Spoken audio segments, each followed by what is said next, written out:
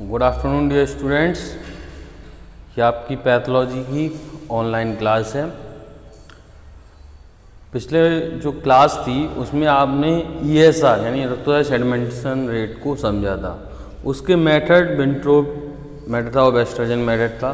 दोनों ही मेथड का principal same है, लेकिन उसमें यूज होने वाली ट्यूब जो थी वो अलग अलग टाइप्स की होती है। मेथड थोड़ा चेंजिंग रहता है उसमें और प्रिंसिपल दोनों का एक सा होता है। और आज का जो आपका टॉपिक है वो है पैकेट सेल वॉल्यूम, जिसको हम शॉर्ट में PCV भी कहते हैं, जिसका दूसरा हेमेटोक्रिट। हेमेटोक्रिट हम जो CBC कंप्लीट ब्लड काउंट देखते हैं उसमें इसको SCT नाम से भी जानते हैं, यानी कि हेमेटोक्रिट SCT वैल्यू। तो उस चीज़ को आज यहाँ पर हम देखेंगे, हेमेटोक्रिट वैल्यू। तो PCV आपके होते क्या हैं? PCV जो आपके होते हैं वो रेड सेल को इंडिकेट करते हैं, पॉकेट सेल, यानी उसका वॉल्यूम, रेड सेल में का ही वॉल्यूम को रिप्रेजेंट करते हैं। किस तरीके से देखो, when anticoagulated blood is centrifuged at a standard speed. That means, ये तो आपको पता ही है, ज़्यादातर हेमेटोलॉजिकल टेस्ट करने के लिए हमें EDTA ब्लड, यानी कि EDTA दैट मीन EDTA एक एंटीकोगुलेट है। EDTA ब्लड का मतलब हो गया एंटीकोगुलेटेड ब्लड की ज़रूरत होती है। और सेंट्रीफ्यूज्ड एक राउंड करने वाली, जो हमारा सैंपल उसको राउंड, जो लोग पैथोलॉजी से जुड़े वो जानते हैं सेंट्रीफ्यूज क्या, एक मशीन होती है जिसमें हम एक स्टैंडर्ड स्पीड पे उस ब्लड को सेंट्रीफ्यूज करते हैं। Erythrocytes which are heavier, erythrocyte जो होती हैं विच आर हैवियर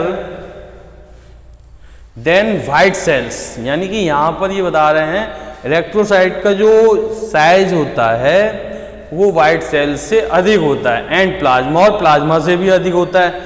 यही रीजन होता है जब हम ब्लड सेल को सेंट्रीफ्यूज करते हैं, ये सेल्स हैवी सेल्स होने की वजह से सबसे बॉटम, सबसे उसके तली पर बैठते हैं। कोई ट्यूब होती है, अगर ये सपोज मान लें हम एक ट्यूब है, यहां तक आपका ब्लड है, तो इस तरीके से लेयर आपकी ये, तो ये सबसे हल्का जो आपका रहता है प्लाज्मा,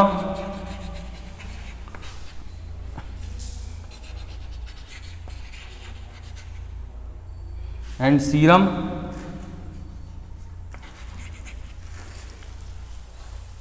प्लाज्मा और सीरम हो गए यहाँ पर।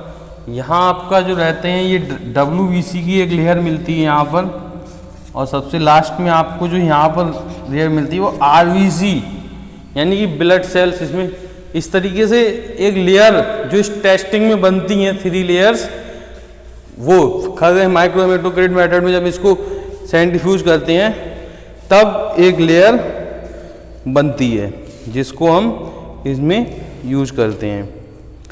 अच्छा जी,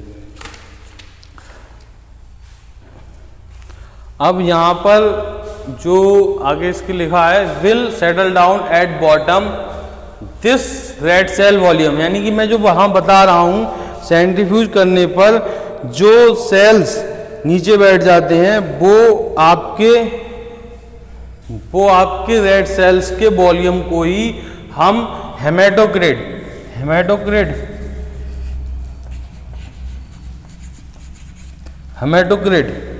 बोल रहे हैं। यानी कि ये जो रेड सेल वॉल्यूम होता है इसी को हेमेटोक्रिट यानी PCV वॉल्यूम बोलते हैं। इस तरीके से हम उसको सेंट्रीफ्यूज करके निकालते हैं। PCV is the volume of red cells expressed as a percentage of whole blood, यानी कि ये मुझे लगता है ये थोड़ा मिस्टेक है इसमें, यहाँ पर वाइड नहीं आएगा,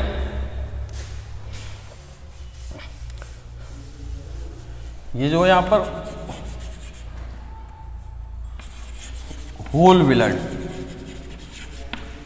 यानी कि PCV का वॉल्यूम जो होता है वो रेड सेल्स का वॉल्यूम होता है, किसमें, हमारे होल ब्लड में रेड सेल्स का वॉल्यूम होता है। मेथड्स, अब इसको करने के मेथड्स की बात करें तो there are 2 methods use for the determination of haematocrit. Haematocrit को डिटरमाइन करने के लिए 2 मेथड हैं, एक आपका मैक्रो हेमेटोक्रिट और दूसरा आपका माइक्रो हेमेटोक्रिट।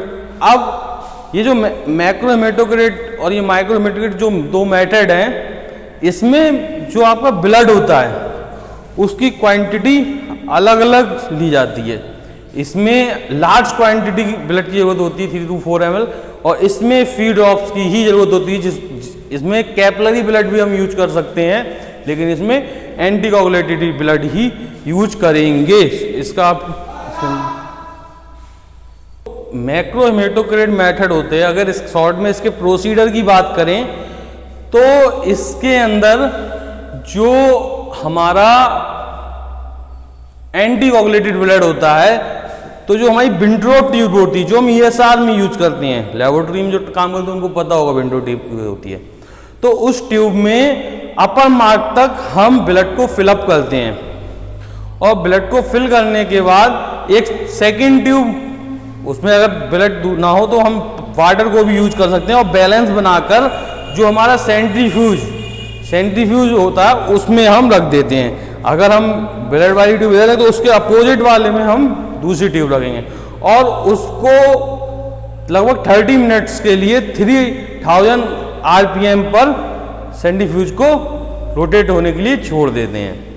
और जब 30 मिनट्स पूरे हो जाते हैं तो हम सेंट्रीफ्यूज को ऑफ कर देते हैं और उसको सेल्फ ही स्टॉप होने तक रुकते हैं, और जब वो स्टॉप हो जाता है उसको निकालने के बाद हम रेड सेल वॉल्यूम को देख लेते हैं जो हमारा PCV या हेमेटोक्रिट होता है। इसी बार माइक्रो हेमेटोक्रिट मेथड में फीड ड्रॉप्स लेके कैपिलरी ट्यूब के थ्रू यही टेस्टिंग को हीटिंग के थ्रू इसको दोबारा किया था, और वहां पर भी हम रेड सेल्स का जो वॉल्यूम होता है उसको नोट कर लेते हैं। तो ये दोनों इसके मेथड हो गए। डीपली इसको आप अपनी बुक्स जो आपको अवेलेबल कराएंगे उन बुक्स में इन मेथड्स को देख सकते हैं और वहाँ से इनका डीपली स्टडी कर सकते हैं। नेक्स्ट क्लास में आपको अगले इंपॉर्टेंट टॉपिक के साथ आपको बताया जाएगा। Thank you dear students.